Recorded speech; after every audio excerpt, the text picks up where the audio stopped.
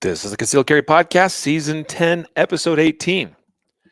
And welcome to the Concealed Carry Podcast, part of the concealedcarry.com network, brought to you by HK. Today is Thursday, October 24th, 2024, as of the recording of this episode.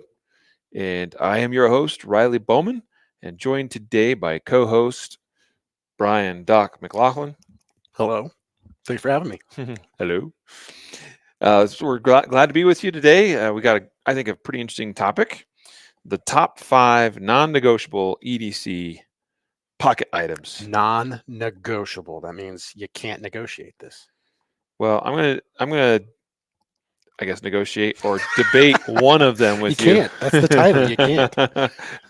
That's the point of what we're talking about here today. It'll be a fun discussion as we share some thoughts, insights, opinions. Into it. I mean, I'm with you on I'm with you on all of them. It's just that one of these makes me feel, less cool than I once was, because I used to carry one of these on a more daily basis, but I don't so much anymore. Mm-hmm. These are the bare minimum items every defender needs to be well-rounded, Brian says in his notes. Well-rounded. So that's the idea. So the idea is like, what are some of those things that you need to have in your pockets? Everybody gets to change up what they carry and why. But I think this set of EDC items is kind of hits that broad spectrum of everything that we need to encounter. Like, yes, firearms are important for handling that one emergency where you might need to defend your life against a violent attacker. But what about all the other things that we were trying to defend ourselves and our family against as we go through life? These are some of those items that will help to round you out so that you can handle the greatest number of emergencies the most efficiently. I dig it. We'll get into that discussion here in a minute. But first, today's episode is brought to you by our sponsors today. First one being Palm Industries Pepper Spray, which will come up in today's episode, in fact. Ooh, what do you know? Imagine That's so that. Weird. We appreciate Palm Industries' support of the Concealed Carry Podcast. They make, I think, the best product on the market, especially for civilian or citizen-based carry. It's a very pocket-friendly product. I mean, here we go. Again, it'll probably come out later in the episode. Different colors. They're cheap. Yes. Like, they're not expensive. Fantastic stocking stuffers or Christmas presents, I think. That's a great point. Oh man, just drop these into everybody needs to have one of these. I have one in the door of my truck just in case I need to, somebody like comes up and gets a little bit weird. I can just right. Yep. There you go. Pocket friendly, concealed carry friendly, legal in most jurisdictions. There may be a few jurisdictions in the country where you need to be a little more careful about something like this, like maybe New York City, let's say. But for the most part, a very, very friendly option for less lethal use. So check it out. POMPepperspray.com. That's POM pepperspray.com is their website if you want to check their product out, learn more about them. POMPepperspray.com. And again, thank you for their support of the Concealed Carry Podcast. And today's episode is also sponsored by Guardian Nation, which you can, of course, find at guardiannation.com.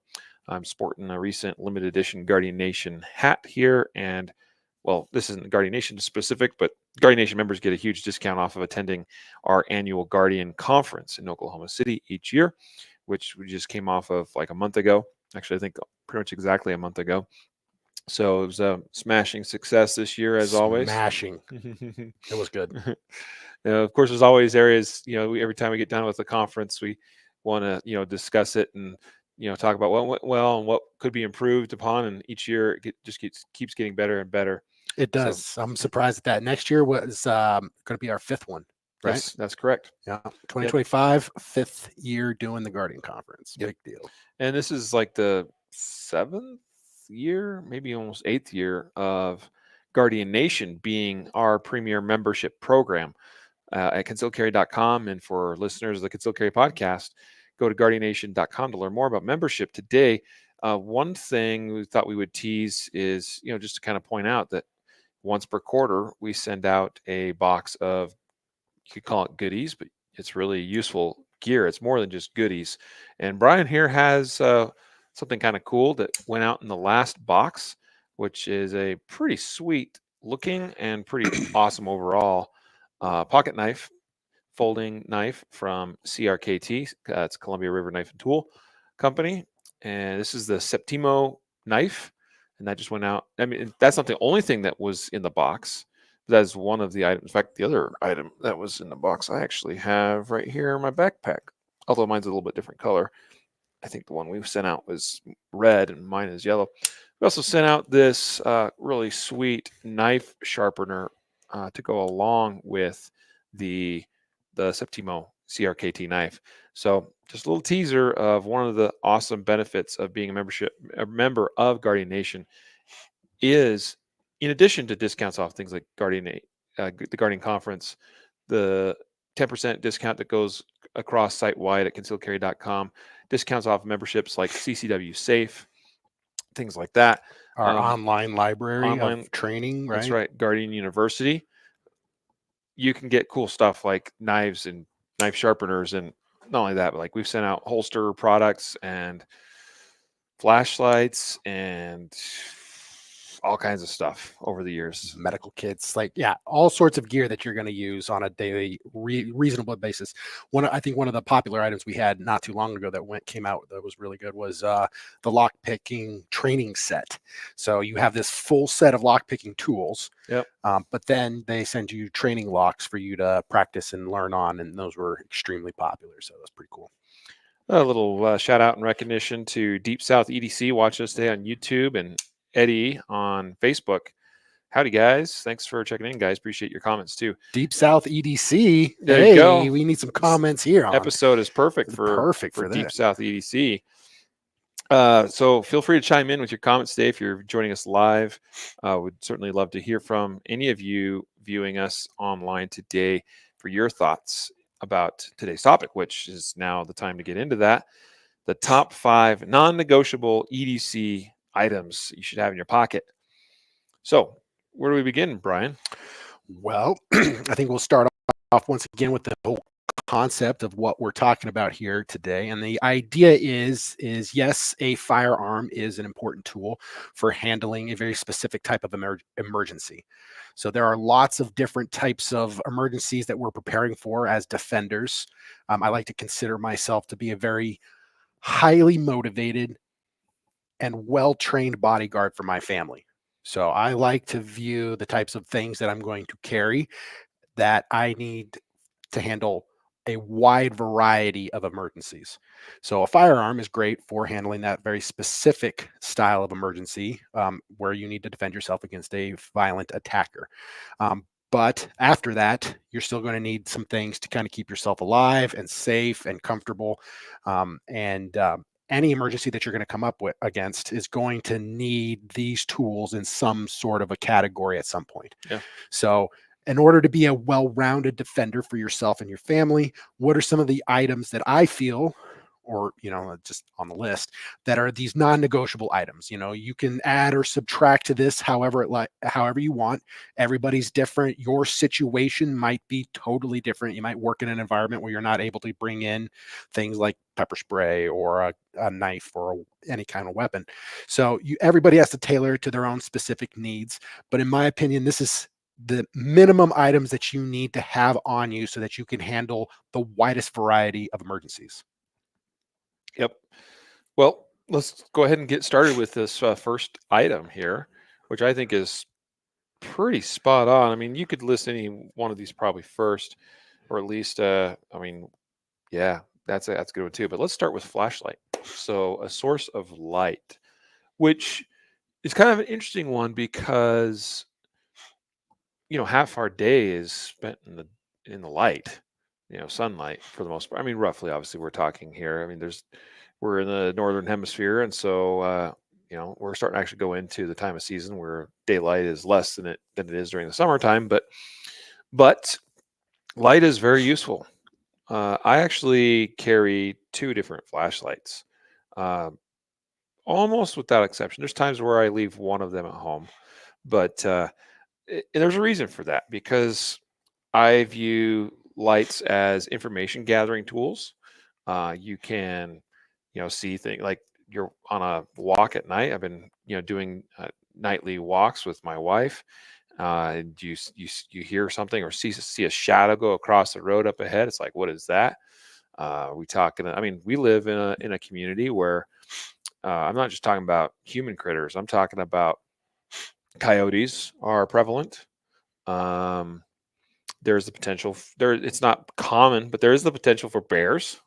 There was a bear found in Littleton, which is just not too far south from me, uh, recently. So that can happen. Could be bobcat or mountain lion. The big one always is coyotes. And generally, coyotes don't bother us, but there are a couple of coyote attacks each year of humans, including in this area in Colorado. So that can happen. Raccoons sometimes run into those. Skunk. I don't want to run into a skunk.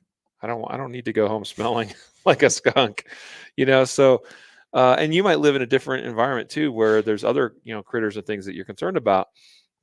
And so I see a shadow or hear a sound or something. And it's like, okay, I can shine a light and see what it is. I mean, just recently encountered a skunk, at a distance. And that was the nice thing, was I could shine this light and be like, oh, it's a skunk. Well, we're not going to go over by him right now. So we'll take this route instead of that route on our walk tonight. And so a light. This is a very powerful light here in terms of it has a very tightly focused beam and it only has one output setting. That's very intentional for this particular light because this is more of a defensive oriented light. This is something that I would pull out of my pocket to either light something up at distance and or to immediately use on someone that is a perceived threat or could be a threat. Because I hit you with even though this is like rated for 650 lumens, which some people in today's world are like, well, my flashlight's got 1,000 or 1,500 lumens. 650 lumens at 80,000-ish candela means it's very, very focused, very, very tight beam. You're taking almost all of those lumens and focusing them into a tight pattern. Whereas this light I'm holding here, and just to give you an idea, this is a mod light with an OKW head on it. That's the really tight focused one. This is a stiletto from Surefire. It's not even the Stiletto Pro. The Stiletto Pro is a bit better overall, specification wise, but I'm perfectly happy with their standard stiletto. And this is like 600 lumens. So this is, I think, 650 and this is 600. These are basically the same lumen output, but this has a much wider pattern.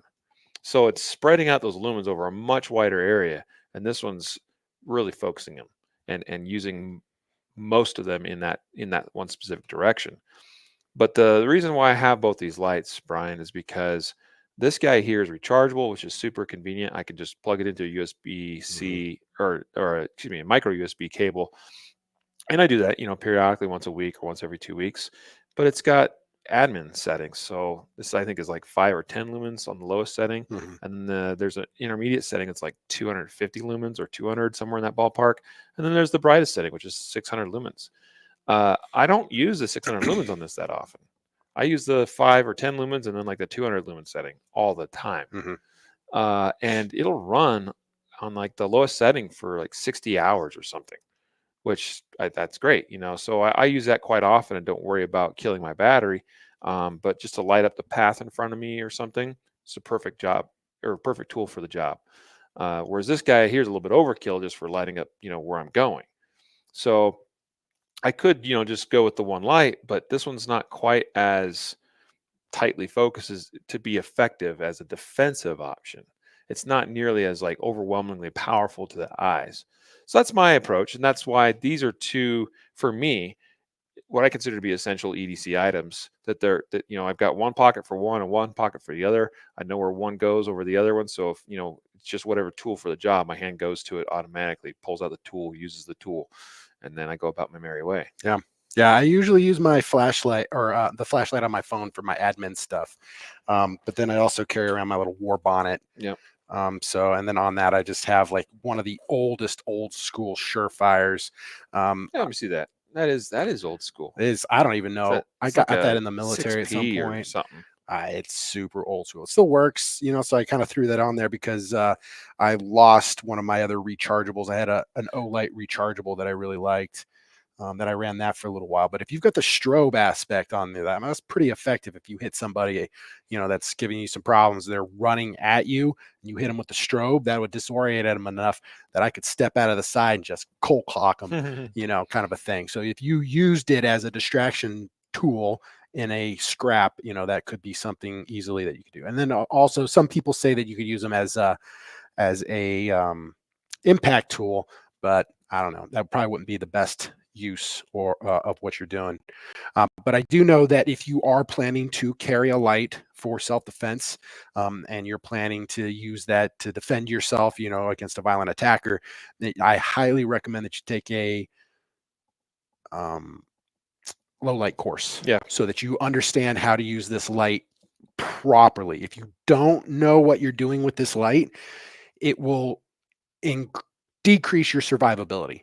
But if you know what you're doing with it and you can use this properly the way as a tool, then it will be an asset to you. But you have to know what you're doing first, and you can't just guess your way through it. That's not how it works. I was OPT4 opposing force for a International School of Tactical Medicine down in Palm Springs, where I was the bad guy that was trying to be found by SWAT teams and special forces and all that kind of stuff.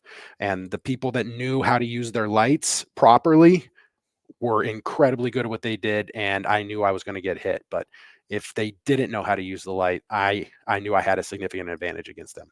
Yeah. So important to know that. And additionally, when it comes to medical care, most often you're probably going to be using your trauma kit at a vehicle accident of some kind, usually at night.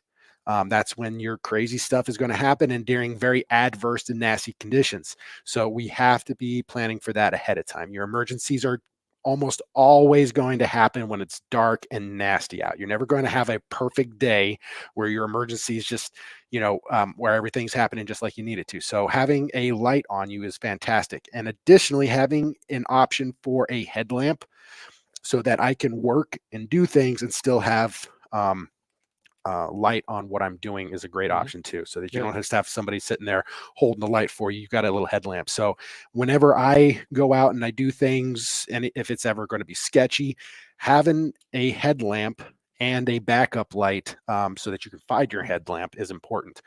Sometimes I've been in some very rough circumstances where I have zero light, and that is a horrifying place to be. That's why light is so important to me now, is that I've been in some very, very rough circumstances, where I've been by myself and I needed a light and I didn't have one on me. And the feeling of feeling blind as you're stumbling around in a very dangerous environment is a rough one. So having a light on you, one of those important things. Yeah. I understand kind of what you said early on about, I just use my light on my phone as an admin light, which I know a lot of people, be in that category. I just never have found that to be as personally, like, it's irritating to me because this is more awkward to hold, as I'm trying to do various tasks. And so, it's a little bit extra work for me to have to carry an extra light around. The nice thing is this doesn't weigh very much. It's more about it takes up space in another pocket somewhere. Right. Talking about headlamps, that's something that I was thinking about. I'm like, we have a great product for that. MountainMedMedical.com's, we got a headlamp you can buy at mountainmedmedical.com. And I could probably do a better job of making sure my kits are outfitted one of those, which would be very, very useful to have. One of the other things I appreciate about this Surefire stiletto light is it's got a pretty nice pocket clip, but that doesn't just work for a pocket clip, but I'll throw, if I have a hat on, it'll clip right to the hat. Which you're pretty much always wearing a hat. Less so these days, actually. I've been kind of not wearing a hat as much. You do wear a hat a lot. You're correct. But yeah, it's, I've got a hat, I just throw it on there like that, and turn it on. It's an instant headlamp. So that's pretty nifty little option there as well. Yeah, good thoughts. Appreciated also what you had to say about getting the training, on how to use light effectively. And there's a great opportunity to slide in another little plug for the Guardian Conference, because every year that we've done it, and I think we're one of the only conferences that I'm aware of in the country. You got a number of other training conferences that you could choose and go to and attend and get some great quality training. having the opportunity to attend and participate in low light training is those opportunities are far and few between Mhm. for a variety of reasons. For instance, the outdoor range where the bulk of the Guardian Conference event occurs at, we can't do low light at that range by range rules, which actually is a community agreement. They have an agreement with the local community that there will not be shooting after dark. And so it's not even an option to be able to do a low light class there. So if you're not familiar with the Guardian Conference, one of the things that we've done is partnered with another local indoor range. And this is tricky to do sometimes because indoor ranges sometimes don't want to upset their normal schedule of having their indoor range open. I mean, that's how they make their money. It's one of the ways they make they run their business. But Wilshire Gun, a local indoor gun club, allows us to come in on one of the evenings during the weekend of the Guardian Conference and put on our low light training courses. And you get to learn from two fabulous, experienced instructors that are well known and well versed in their knowledge and being able to share that, pass that along as far as how to use lights in low light or dark environments. And so, anyway, just another little plug there for the Guardian Conference. You should definitely check that out. Anything else about lights, man? I think that here's what I would add. I think before we move on, Brian, is that it's easy to spend a lot of money on flashlights. Mhm. There are some very, very spendy, models out there. In fact, neither of the ones that I have here are cheap. I have used a number of different brands over the years. There are plenty of good quality brands out there. I mean, I've used lights from Phoenix, Fenix. Been quite happy with my Phoenix lights. Um, I've used quite a few Stream lights, and I think those are a great solid product as well. Um, those are probably the two that I've used the most. There's a couple others here and there. I've got an O light or two, and there's some good things there, but there's a lot of things about the O lights I'm not as fond of personally. But eventually, I wanted a lot of power in the about the tightest, most focused beam you could get for defensive use, and that's, I mean, it's hard to do much better than this Mod Light OKW. The challenge there though is this is like a $300 light. Now I was fortunately able to get it on a really, really good deal. Otherwise I'd probably think twice before wanting to drop the dinero on something like that. Yeah, I And never. Surefire, anything is generally kind of a little bit on the pricier side, but these stilettos are great and they're pretty reasonable. This is about $100 light, I think. So even that's still kind of a bit pricey for some folks. Yeah, I've always thought Surefire is overpriced. I mean, they are great lights. They put out great lumens. They last for a long time. They're very durable. They're built But tough. I feel like there are other options that are out there that are less Gucci. My go-to for that is typically Streamlight. That same, yeah. Um, Streamlight is, I feel, on par with Surefire, yep. but not nearly as spendy. So But at least that's my I'm opinion. quite partial to the stiletto light, and Streamlight came out with a competitor to this. What do they call it? But it's also quite slim. It's meant to be friendly for pocket carry and not have a huge footprint. I'm just not crazy about the controls on that Streamlight competitor. So I haven't found anything that does what this does in the form, with the form factor that it has, that I'm happier with. Mhm. And so, swallow it a little bit and, fork out the dough, and I'm happy with it as a product. It's just, but it is one of those things I do think you can get by with a lot less expensive products. But what I find is a lot of the lower quality companies tend to focus more on, well, we'll give you a lot of lumens. And Yeah. that's not the only measurement or specification that's important on a light. And it doesn't really tell you how effective those lumens are being used with the design of the light. Well, and there's no real metric for it. Like any company could say this light is 1,000 lumens, and it doesn't really mean anything. Yeah, there are some standardized tests for generating that, but if they're not conducted properly or carefully or by an official laboratory, there's definitely numbers out there like what I think you're alluding to that are probably propped up a little bit, a Yeah, little bit exaggerated, or but a again, lot of it's I just find exaggerated. a lot of the cheaper quality lights tend to be like just really focus on, well, this is 2,000 lumen light. You're like, woo, 2,000 lumens. But if that's just in a beam pattern that's, like 135 degrees wide. It's like, well, that doesn't do me a whole lot of good because you're basically just dispersing all those lumens in a very wide area. Maybe that's what you're looking for. That's the nice thing, is you can decide what your use case is, or what you're looking for in the design of a light. Um, that's where the Surefire is great for. If I want to illuminate a whole room, it disperses and lights up a whole room really nicely. Hmm. Um, this one does so as well, but mostly because it's so bright in one spot, it tends to reflect that light Right. because it's so bright. But this is not as ideal for that. This is more of a spotlight. Like, hey, there's something out there at 50 yards, light it up, and I can really get that information that I'm looking, or that I desire. So anyway, just some thoughts on lights. You don't have to spend a ton. I do think there's some more budget friendly options out there, but understand what you're looking for and understand what you're actually getting. Because I've definitely got not as bad as my drawer of holsters or boxes or cases of holsters that I've tried over the years that are kind of like, that's junk, throw it away, Hmm. or throw it in the box. I've got lights that just kind of sit around. I have them in various places in the home typically because they're nice to have as Backups. options, like, Yeah. here's one over here, there's one over there, there's one, they're not my first choice, but they're there and they're available for use. But the reason why I have them is I bought it thinking it was, a decent light. And maybe it's not a bad light, it just didn't quite accomplish the job I was looking for it to do. Yeah. Or something else does it better. So some thoughts there on lights. Okay. I'm going to save the number 2 one you have here listed for a little bit later, because that's, I think, where we're going to have a little bit of a discussion. Okay. Let's talk about smartphones. All right. So that's the next item on the list here. Top 5 non-negotiable EDC items. Smartphone.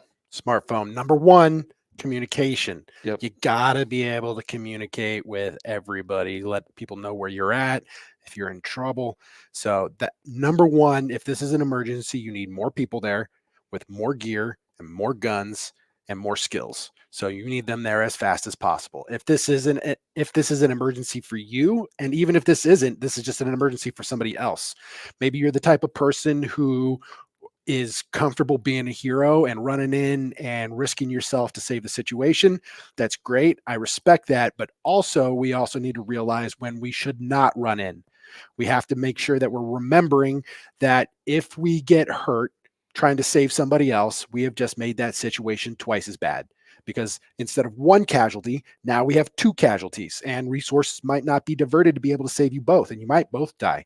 Or maybe they live and you die anyway. That happens a lot as well. So if we can make that situation as safe for us as possible, it might mean that we don't go into that dangerous situation. We stay on the outside and we report. There's a great opportunity to help by being an observer and reporting to people who have more skills and more gear that can come in and take over, so that it's nice and safe for you. So sometimes you just stand on the outside of what's going on and you report, hey, this is what I'm seeing, Right. this is where I'm at, and this is what we need to do to make this situation better, kind of a thing. And that might be the only thing that you can do for that situation. But either way, whether you're in the middle of it or you're on the outside of it, we have to be thinking about how we're going to communicate with people. And Yep. having a cell phone in our pocket where, you know, I was in that same category 20 years ago. I didn't have a cell phone. Yep. Not that big of a deal. I didn't really think it was that big of a deal. But now that we have cell phones, I've come to realize that it is an essential tool for most situations. Not only do Yeah. we have the flashlight, we have the ability to communicate, but we also have a way of like researching various things. What do I do if, kind of stuff that happens. So overall, I think it's a fantastic tool, especially with all the different types of apps and things that you have out there.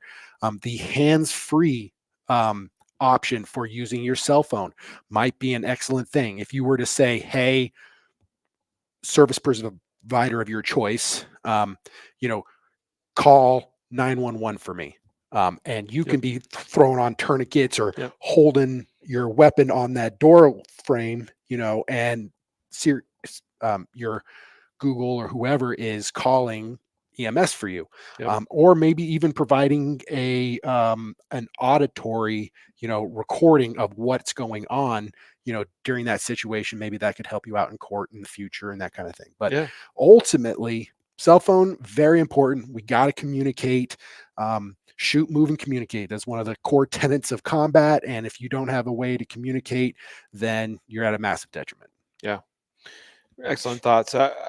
You and I grew up in an era, and probably most of you watching or listening, same thing, where I remember if you encountered an emergency, I mean, if you were going to get communications out to first responders, you had to go find a phone, a payphone, somebody's house, a business, because you didn't have cell phones, and even when cell phones started becoming a thing, they weren't super prevalent. So, like, yeah, I remember I was involved in a medical situation many years ago, and actually I did have a cell phone at that time, but again, they weren't super prevalent. Not everybody was carrying a cell phone. But what it was is I fell off a roof. I was working on a construction site, and I landed on my phone and broke it. Mm. And yeah, that was my injury, was falling off the roof, and broke not all, but like 7 of my ribs on this side of my rib cage, and punctured my lung. And the other guy that was with me on the job site, I don't think he had a cell phone. So, I grabbed my phone and realized it's all broken. And so, had to run across the street and find a house, find somebody's phone, and make a call. Isn't it remarkable that we live in a day and age where 99% of people you're going to encounter in public are going to have a phone? And probably all of you listening or watching, many of you probably doing so on your phones, On the phone. right? So it's just remarkable that, like, in one generation's time, how much we've seen that change. I was actually just having the conversation with someone recently about how much it's changed to where people don't have landline phones in their homes, right? So we are ever dependent on the mobile devices that we carry with us nowadays. But it's pretty cool. One of the first things that law enforcement officers do and are trained to do when they're involved in an incident is to use their radio and call for help, right? To report back, let dispatch and your fellow officers know, hey, this is where I'm at. This is what I'm doing. This is what's going on. Because the sooner we get help on a scene, the better it is for all of us. And that's true of us as well as non-law enforcement officers or whatever. It's super important that we maintain or initiate communications, especially in difficult situations. So, mobile phone. Communication is a good skill to have, and it's a skill you have to develop. So it's important for you to think ahead of time, how am I going to speak to somebody on the phone during a very emergent situation? It's very common for you to be rattled. There's a lot of crazy stuff happening. It might be very dangerous. Some of the danger might have already happened to you, and you Yep. might be very rattled, and it's very common for somebody to have difficulty reporting where they are and what's happening in the moment. We can fix that, or we can plan for that by doing little scenario trainings. Sometimes if you can stop yourself, you're sitting at a traffic light, and then all of a sudden you can think to yourself, oh, there's a car accident happens right here, and I need to call 911. What cross streets am I at? How would I describe that? What would my voice sound like? How Yep. would I keep myself calm? Working yourself through those types of scenarios will help you to communicate that essential information as rapidly and cohesively as possible. Think about that ahead of time. How am I going to speak to somebody in an emergency? That'll help you out quite a bit. Cool. Excellent thoughts. Let's get to number 3 on the list. Palm pepper spray. Oh, So I told you it'd come back in the episode here today. Why do you think it's important to carry palm? I say this thing a lot, but the only tool you have is a hammer, then every problem is a nail. Yep. So there are tons of reasons why that would be a far better option than even just a normal pistol in everyday use. You'll handle a far greater variety of problems effectively with this. It doesn't take a whole lot of training. If you mess up and you squirt somebody who didn't really need to be squirted, that's bad, and you're going to get into trouble, but it's not going to be nearly as serious as the trouble as have you having drawn a weapon on somebody. You can get this into a lot more places. It's much less overt, so that you can Yep. get it into so many different places. Nobody's going to see that in your pocket, and they're going to think anything about it, and you can handle a huge variety of issues. For me personally, I've been adding that. I haven't carried that for quite a while. And just the past couple of months, I've been adding it into my EDC, and I really dig the confidence level that it gets me. I mean, I can handle threats at pretty much any distance. I'm decent at Yeah. long distance and all the way in, and pistols are great, but maybe not everybody needs to get shot, and Yep. maybe somebody is just needs to be encouraged to walk away, and I would rather have that option available to me and not have to move to my pistol as an issue. And then yeah, I think it's a Yep. fantastic option personally. I'll tell you a more recent development for me and kind of my EDC or everyday carry strategy is that each morning we've been going on a walk to take my youngest boys to school. Um, it doesn't make me happy because I'd much rather not have to adjust my routine for law, but unfortunately that is the law that I can't carry my firearm onto the campus of my boys' school. So we have a little bit of walk in the morning. We leave, we walk over there, we get to the school, we drop them off, we walk back home. Well, I can't go with my gun, but yet I have all this distance. I mean, it's not a significant amount of distance, but it's like about a mile or so each way. But I have all this time and opportunity for something to happen once I leave the threshold of my home to the point I get to my boys' school and back again, that something could happen in that space of time. Right. And like I'm potentially defenseless. Um,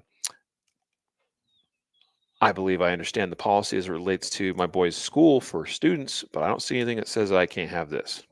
So I'm just this is what I walk with to school. Well, and it's So so much easier to somebody's like, hey, you can't have that in here. I yep, mean, they'll be like, oh, okay, it's just pepper spray, no yeah, big deal. But yeah, if you walk in with a gun, people will be like, yeah. hey, Cops are you're getting not allowed to called, have that and here, and I'm calling I'm the cops. yeah, Yeah, so it's life much altering. much bigger deal. And also, Yep. I have so many women in my family. I'm recognized as being the self-defense advisor, and so occasionally I'll be at some sort of a party, and some lady will approach me, and so he's like, all right, doc, what do you think?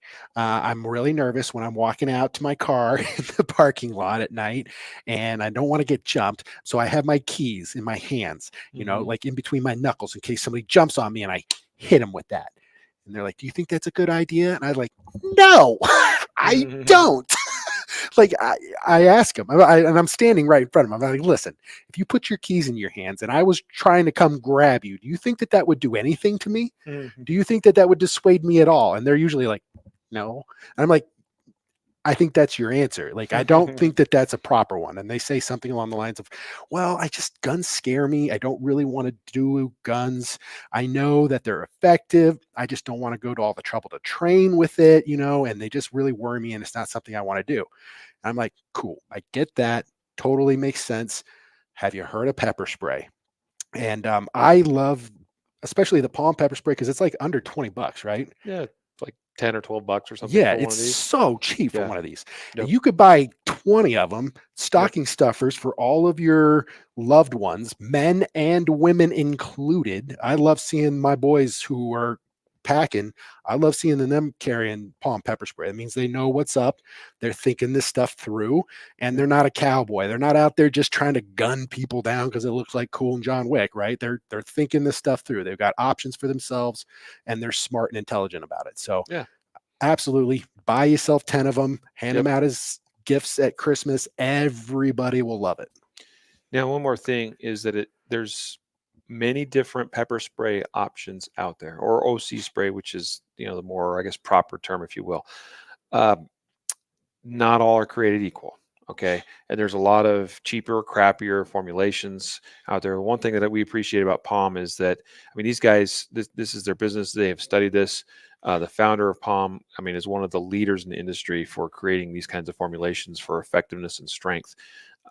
There are formulations out there that, and I'm talking about a lot of the cheaper packages that not to, talk, you mentioned sharing some advice with some, female friends or family members of yours, or it doesn't matter who it is, male or female. But there are some popular ones and or brands that have some that are specifically marketed towards women, including in pink packaging. Hmm. And I have not seen any one of those that was of a formulation that I would trust, that I would consider to be potent enough to have the desired effect. But this stuff here works. Okay, so if you're going to trust one, go to palmpepperspray.com and check it out. I've had a dream. I had a dream for a long time. Okay. I want to get hit with the palm and then fight somebody. All right. I think it'd be really fun. But whoever I fight has to be cool with it because it's going to get in their eyes too. Oh yeah. But I just wanted to see like what it would be like to get hit with that, and then try to work my way through like some jujitsu submissions. Like that would be rough. Because I've seen, like, I used to work in the ER at the Marine Corps bases, right, as a young doc, and so I've seen my share of beefy Marines coming in just bawling because they've been hit with that OC spray. And that stuff's no joke. I know it's a rough gig, but I think that would be a very interesting experience. Yeah. I'm not sure I want to participate. Maybe a little bit, kind of. Would you wrestle me? I'll get hit with the OC. We could do it on camera. I'll do it on camera. We could talk about that. That'd be pretty fun. Interesting. Yeah. Speaking of OC spray or pepper spray, you should also get some training in that. I mean, it is, like you said, it's not like that. It's something that requires a lot of training. But another plug for the Guardian Conference. I mean, we've got one of the leading experts in the country, Chuck Haggard, that teaches OC spray classes at the conference. So people should come. You never want the first time you use a piece of equipment to be when you need it for real. Okay. Right. That is a standard thing. So if you don't understand, like this OC spray, it's not even a spray. It's more of a stream. Yeah. Yes. So like you have to aim it. It has a distance that you have to understand how far away it is. You have to kind of aim it 15 feet. And if you've never done it, they have some trainers that you can swap out the cartridges, put in a little trainer, and I think it just squirts water. But you get that same kind of idea so that you can kind of put it on a target so that you understand, okay, that person's this far away and I need to have this kind of an angle so I can paint across their eyeballs. I think that, obviously training is important. Palm makes it really easy for people to get trainer units, which that's another great thing about them as a company. Some of the others are not as readily available, like from some of the other competing brands, but you can go right online and buy. They're colored, they're blue is what they are, the trainer units. And yes, they just spray water for training purposes. Speaking of which, yes, there are different, and this is something you would learn in an OC spray class, would be what are the different types of units, the different types of formulations, different spray patterns or whatever. Because yes, this is more of a stream, which is what I want, what I prefer. I want to have that control. There are some out there that are more of a fog or a mist. Yeah. And those, well, the chance for cross contamination, including of yourself, is much greater, especially if the wind. Like you're probably still going to get a whiff of stuff, even using a stream like this. Some of the formulations that, from what I have seen, are less effective are things like some of the foams or gels out there. They tend to not take effect as quickly as a liquid, like that, as was be found in a stream. And even in some cases, like with the gel formulations or even some of the foams, your adversary can like peel it off, like scrape some of that crap off of their face and like fling it back at you, kind of thing. So these are some things that that's a pretty good idea. should know about. It's a lot harder to do that with a stream. The stream is where it's at, in my opinion, for about 95. There's a few limited situations where a different formulation or whatever would be preferred, but for about 95% of applications, the stream is where it's at. I recently just saw a video of like these teenagers were hanging out near a mall or something, and this one girl was riding past this group of girls, and she said something to the group of girls, and one of the girls starts running at her with some spray, and I think it must have been a mister or whatever, but she was running and trying to spray, but she sprayed and then ran right into the mist. That's awesome. I laughed so hard. Lesson You're learned. using it offensively. It's a defensive tool, you nerd. Oh, that's funny. Now let's get to this one, which I've been saving for a little bit. So we have here in our notes top 5 things. Well, number 4 is listed here as a multi-tool. Multi-tool. So this is the one you're really you're gonna fight me on, huh? I'm not gonna fight you. I think We're gonna have to fight on this. I'm just gonna say that I don't actively carry a multi-tool on my person on a daily basis anymore. And you wear those boots? I know, I don't right? know if you're allowed to do that. I used to carry a multi-tool all the time. I just got to a point where it was larger and bulkier and heavier than I wanted to have on my person all the time. And they are very useful. And I've got a number of Leatherman, which is the primary multi-tool brand that I have used over the years. Like them very, very, very much. But I don't tend to carry them on my person daily like I used to. I do for sure have a knife, and I think this could be considered a non-negotiable EDC item. I thought knife. Okay. Now originally I put this knife. is my tool. This is I could do multiple things with this. It's not ideal, but this is what I'm going to submit in exchange of a multi-tool. Well, no, see, all right. Now All right, let's hear it. originally I put knife on there, but I Yep. was like, okay, but every multi-tool has a knife anyway. So I know. if you're going to be carrying this monstrosity, you might as well have a ton of other tools that are on it. And plus, like, am I really going to be using this for fighting? I mean, the idea, there's a lot of guys out there who are like, this is my get off me knife and that kind of stuff. That's not what I carry it for. But yeah, if you're not Yeah. carrying it for that, then really all you need is a box cutter, some small tool. Mhm. And there are been thousands of situations that I've got myself out of because I've had some pliers, some needle nose pliers Yep. are, in I my love opinion, pliers. indispensable. Like, I will almost rather carry around some pliers than even a knife on me sometimes, just the amount of stuff that I can do with it. So if I'm going to carry around a knife, I might as well have some pliers on it. I don't need anything that's really large because I'm not going to be doing that anything for it. I mean, often I'll carry around this fixed blade, but that's more for just opening boxes and that kind of stuff. Basically the same thing as a multi-tool. But if I'm going to be carrying a pocket knife, then it might as well already have some other stuff on it, I guess. Here's the only thing, and this is why I kind of got away from. I mean, when I was still in the construction industry, I carried a multi-tool on me everywhere I went, every day without fail. Right. Used it all the time. In my current day-to-day life, it's not it doesn't get used as much as what it once did.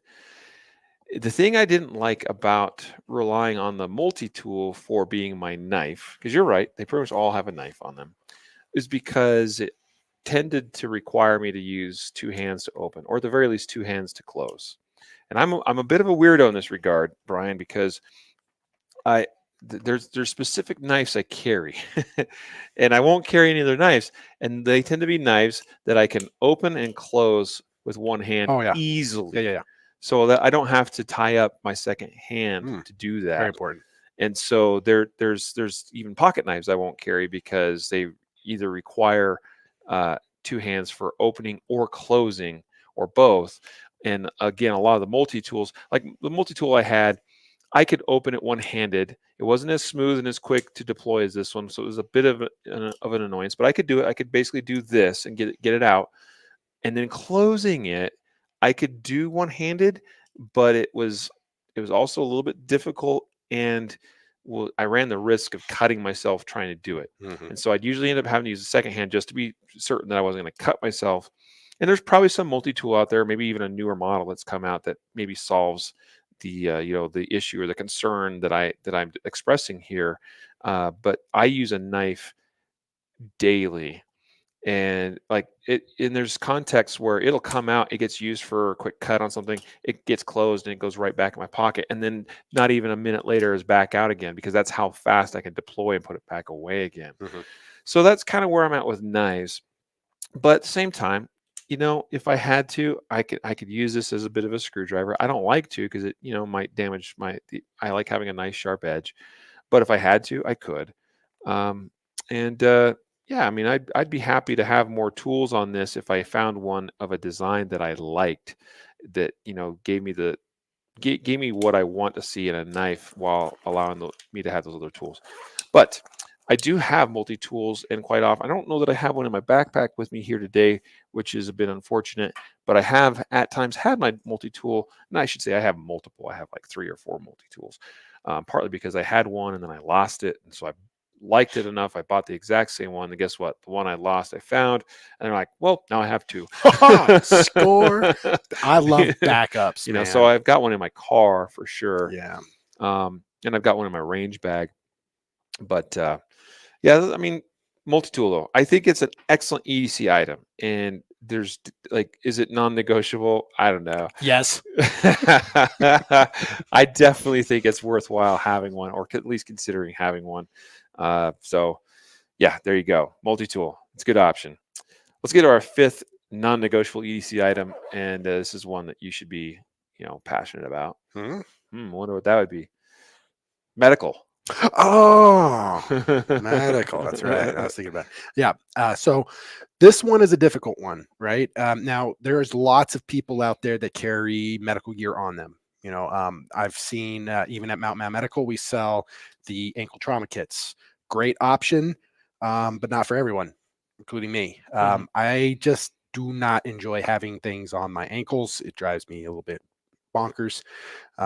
And I'm also not going to be dropping cat tourniquets into pockets and things like that. Now, I respect those people who do. That's awesome. It's just uncomfortable for me. I got a lot of stuff in my pockets already, including all the things that we talked about. So it's really awesome to have medical gear near you, though. If you don't have medical gear, you're going to be very limited in the amount of things that you can do and the number of people that you can take care of. So having trauma kits in your COC, your command and control vehicle, is going to be important. I like to consider my truck to be my point of operation. I'm going to my base of operations. I'm going to push out from here to handle whatever situation I have problems with. And then if I need to resupply, I can come back to my COC, resupply on gear and things that I might need, and then head back out into the situation. So this is my resupply point. So I want to have all of my gear set up so that something crazy happens, I got the things I need to be able to handle that. So when it comes to medical, that is my resupply point, because medical gear is hefty. It's bulky. It's going to take up a lot of room and a lot of stuff. So you're not going to be carrying those things on you. So I always recommend that you have yourself a good trauma kit in your truck. I would recommend the Wind River from Mount Medical. It's got enough stuff in it to take care of two to four very seriously injured people. But if you're out there by yourself, today we're talking about, what do you have on you? Your EDC, everyday carry. And an option that I would recommend is going to be the SWAT T tourniquet. And that is an excellent option because it's just a rectangular piece of rubber. You slide it down into your pocket. It's not going to set off any alarms. Pretty often, I'll be going through security and my trauma shears, someone will take them because they're dangerous or whatever. Like, whatever, they can have these. They're cheap and inexpensive.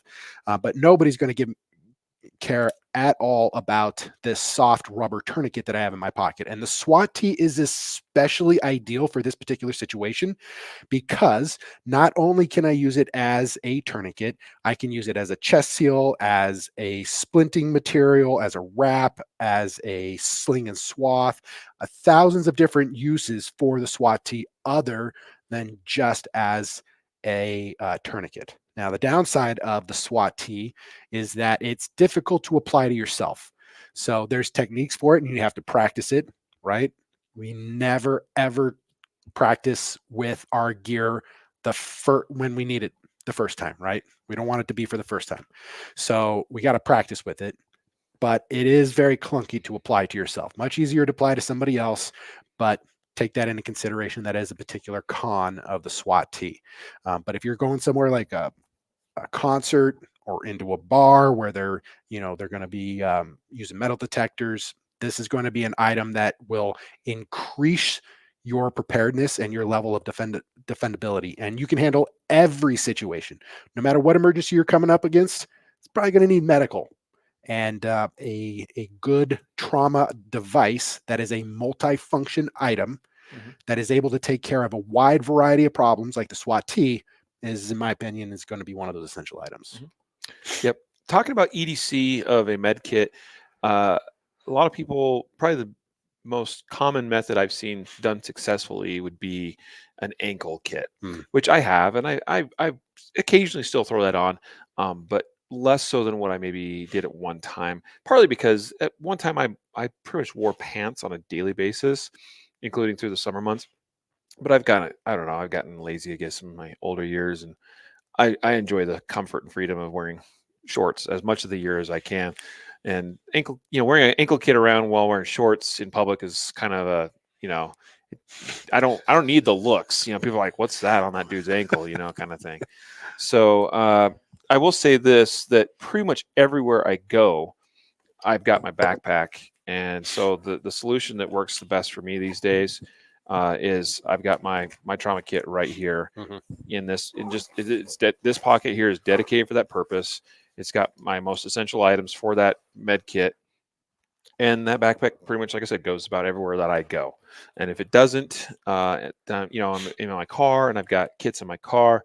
And outside of that, I have thrown a SWAT T in my back pocket before, or things like that. And so definitely something worth having a plan for, and considering how you might more readily be prepared and have a trauma kit of some kind, even if it's just the basic essentials. I mean, we're talking like most, like, and I've seen a few people that throw a SWAT T.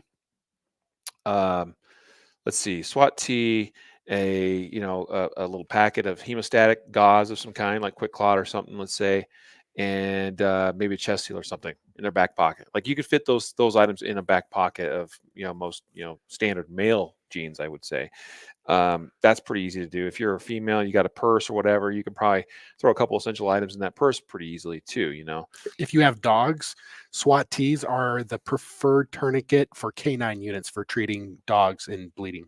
So yeah. And then I know a few folks too that do the same thing with like a soft T tourniquet or something. We'll throw that in a pocket. Soft Ts are the next option that I would recommend. Yeah. They pack very nice and flat, and you could get those into some pockets and that kind of thing. I personally, the cat tourniquet is just way too awkwardly shaped and bulky, but the soft T can pack down nice and tight. But my first choice, if I was going to have an EDC tourniquet, would be the SWAT T. Now, there are a lot of people out there who ask me my opinion on the EDC tourniquet from Snake Staff. Yeah. And I've heard mixed reviews on that. I've not been able to do my own testing. They're kind of difficult to get because they're sold out a lot. But I've heard mixed reviews that you might not get full occlusion of the arteries because the width of the tourniquet isn't large enough. Especially this might be true on the legs. Even cat tourniquets, as wide as a cat tourniquet is, you might need 2 cat tourniquets depending on how big that person's legs are, size and girth. And so the EDC tourniquet from Snake Staff might be a good option for you, but I've heard mixed reports, so I'll leave that up to you. But I do know that the SWAT T tourniquet is a multifunctional item. Not only is it a tourniquet, but it's also a way of making chest seals and splints and slings and wound packing and pressure dressings and all that kind of stuff kind of comes into play. And yes, I know I've got friends in the higher echelons of the military who talk about their special bubbas are going out into places in the Europe theater, and all they're carrying for their medical gear is a SWAT T in their pocket. They might carry a pistol for their undercover work, but their medical gear consists of a SWAT T and some wound packing material, or something, because that you can take care of pretty much everything with a SWAT T if you know what you're doing. Cool. Right on, dude. Top 5 non-negotiable EDC pocket items. Is that it? Yeah, that's it. Flashlight, smartphone, palm pepper spray, multi-tool, and medical of some kind. I'd love to hear from anybody in the audience. What do we miss? Yeah. What are you going to add? What are you going to take out? I mean, these are non-negotiable, so you don't get an opinion, but I'd like to hear anyway. Hit us up. You're always welcome to email us as well at podcast@concealedcarry.com. Today's episode is sponsored by Palm Pepper Spray. Palm Industries is the company. Palm Industries Pepper Spray. You can find it at palmpepperspray.com. And our other sponsor of today's episode is Guardian Nation, guardiannation.com. Please check them out. Support our sponsors that support us, make this possible to do. And with that, it's time to wrap it up. Thank you for doing this episode with me, Brian. Hey, it was a blast. Thanks for having me. Absolutely. And until next time, folks, a reminder to train right, train often, and train safe so you can fight hard, fight fast, and fight true. Take care.